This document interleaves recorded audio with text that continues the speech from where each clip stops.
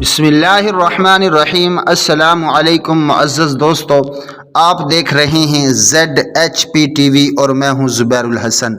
ZHP TV के मुअज़्ज़ज़ दोस्तों, आप देख रहे हैं 8000 सहाबा की 12वीं एपिसोड कि बुखार और ताउन के बारे में किस सहाबी ने हदीस शरीफ बयान फरमाई।